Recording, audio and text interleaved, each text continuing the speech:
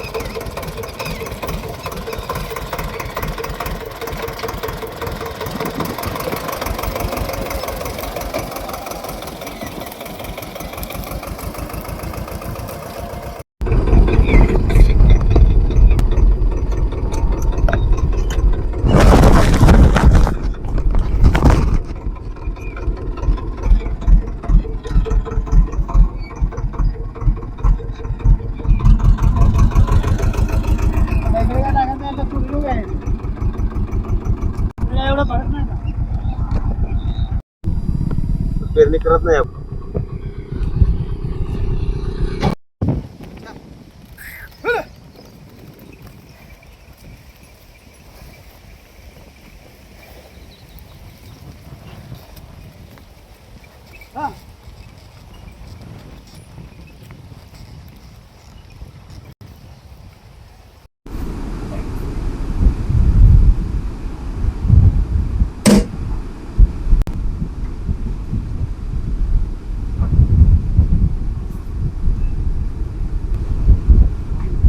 नमस्कार, मी तुकाराम मळगे, वरळेगाव, तालुका दक्षिण सोलापूर.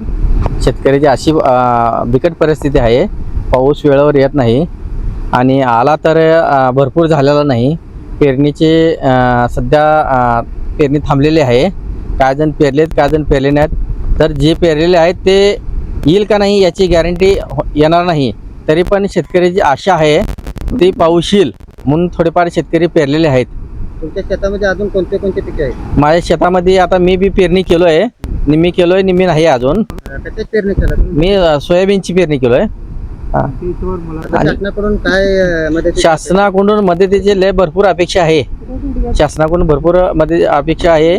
शासन आणि पीक विमा मिळाले का तुम्हाला? गेल्या वर्षी पीक विमा नाही मिळाला.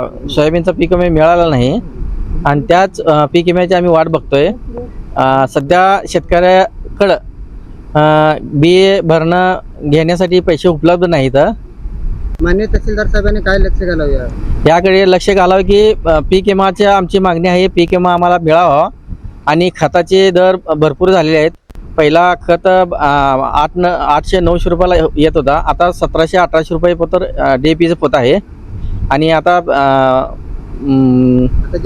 ते तुम्ही विकत आणले का पिशवीतलं का तुमच्या घरात? नाही, विकत आणलेलं आहे बियाणे. बियाणाचे बी रेट भरपूर आहेत. एका पिशवीला सोयाबीनच्या 1500 रुपये दर आहे.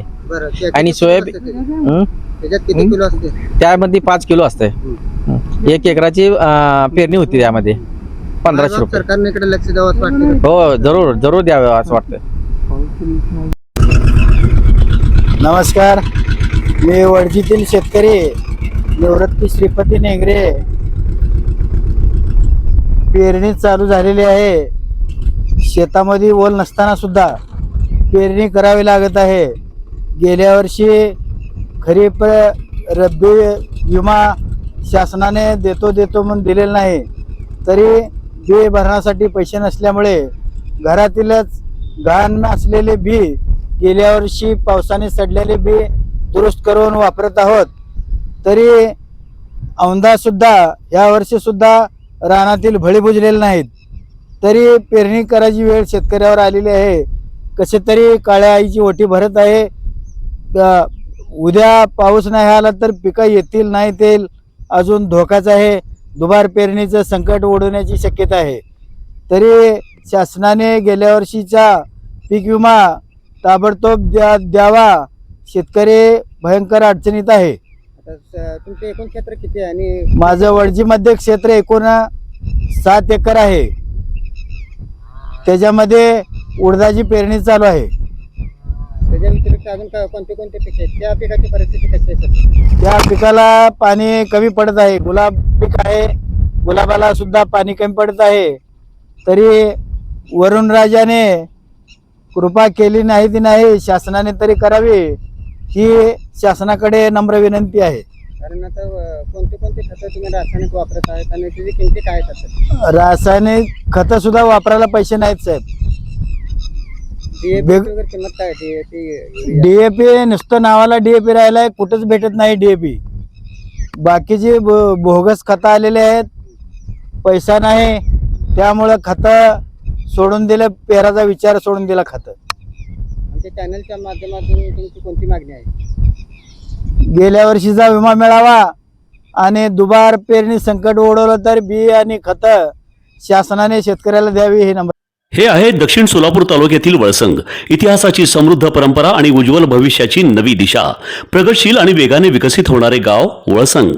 कुरनूर धरणाच्या सानिध्यात निसर्गरम्य वातावरणात वसलेले वळसंग सोलापूर पासून फक्त 12 ते 15 मिनिटे, अक्कलकोट पासून फक्त 12 ते 15 मिनिटे आणि रेनगर पासून केवळ 7 ते 8 मिनिटे अंतरावर सोलापूर अक्कलकोट महामार्गावरील उड्डाण पूल आणि वेगवान महामार्गाच्या थेट संपर्कात असलेले वळसंग.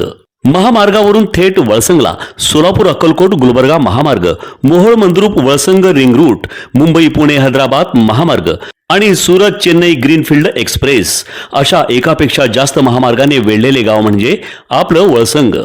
वळसंग हे आता महाराष्ट्राच्या नकाशावर नव्या विकासाचे केंद्र बनले आहे. वळसंगमध्ये आहेत प्रसिद्ध मंदिरे, सोलार हब, टोलनाका, जवळच आहे कुरनूर धरणाचे ताजे पाणी आणि निसर्ग सौंदर्य आणि विविध ठिकाणी आकर्षक हॉटेल्स व ढाबे सुद्धा. प्रवासात थकलेल्या प्रवाशांसाठी स्वादिष्ट जेवण, आराम, ताजेतवाने आणि प्रदूषणमुक्त वातावरण. वळसंग हे केवळ गाव नाही, एक उत्कृष्ट थांबा आहे, एक संधी आहे, एक भविष्य आहे. वळसंग ऐतिहासिक वारसा, आधुनिक कनेक्टिव्हिटी आणि उद्याच्या विकासाची हमी. सोलापूर जिल्ह्याचा अभिमान आणि महाराष्ट्राचा गौरव. वळसंग.